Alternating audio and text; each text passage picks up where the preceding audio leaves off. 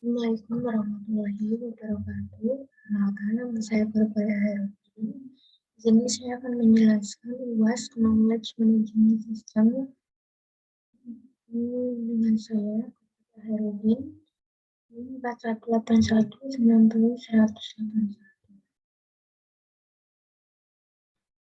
Di sini ada pertanyaan, tentukan jenis KMS atau capture system, sharing system, knowledge system, atau kombinasi. Jawabannya adalah sharing system. Kemudian di sini ada jelaskan alasan jenis KMS yang dipilih. Alasan memilih knowledge sharing system karena sharing system sebagai proses transfer informasi dari satu individu ke individu yang lain, baik yang terdokumentasi dan tidak. Manfaatnya juga begitu penting untuk peningkatan performa bisnis karena mampu menstimulasi tiap individu agar mengeluarkan potensi terbaiknya secara mudah dan bisa dimaknai sebagai kegiatan manajemen di perusahaan yang bertujuan untuk menyebarkan ilmu dan informasi, biasanya dalam bentuk kegiatan diskusi, presentasi, tutor, dan masih banyak lainnya. Knowledge sharing juga berguna bagi setiap orang yang ada di perusahaan bisnis atau bahkan antar bisnis. Dengan implementasi yang tepat, knowledge sharing bisa dilakukan dengan baik agar setiap orang di bisnis tersebut merasakan manfaatnya, saling berkembang, dan belajar dari satu sama lain. Kemudian di sini buatlah daftar user aplikasi beserta fitur yang bisa diakses. Ini adalah gambarannya untuk activity atau proses ordernya, request order, receive order, action, dan ordernya sudah tertera di sini.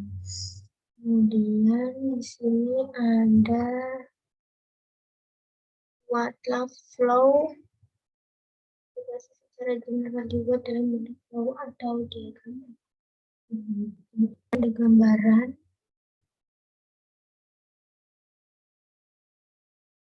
Ya, nah di sini ada pertanyaan.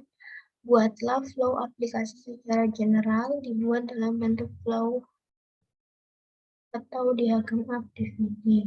Di sini ada mahasiswa tulisannya. Kemudian di sini terdapat digital information, ada financial juga, kursus untuk lektur atau dosen, exam schedule, code examiners atau academic transcript.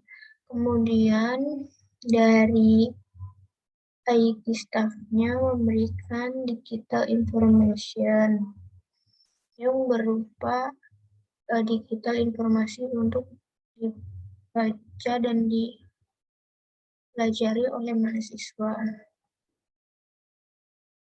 Kemudian di sini ada data yang perlu diinput ke dalam KMS.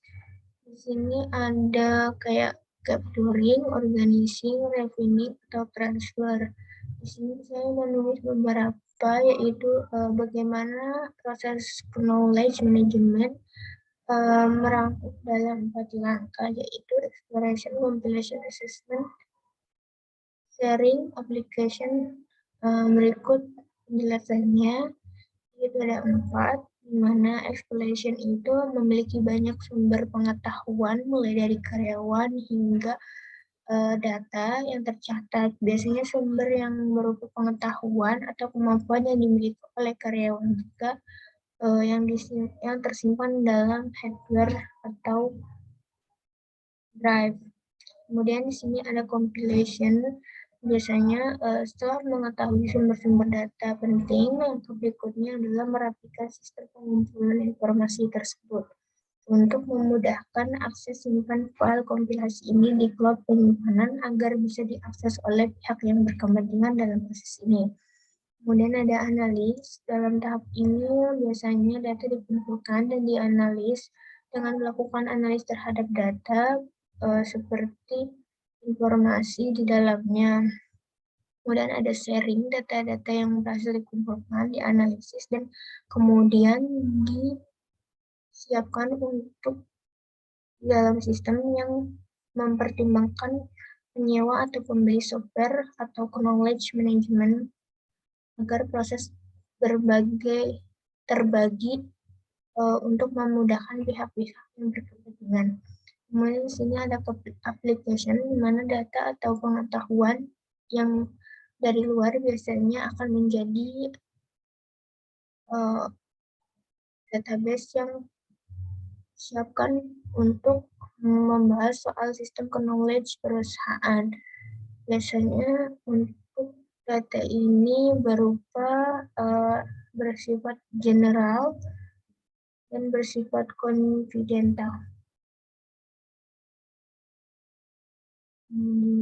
Ada pertanyaan selanjutnya, fitur-fitur unggulan apa saja yang perlu dibuat, yaitu mobile responsive, analytical tool, search engine optimization atau SEO.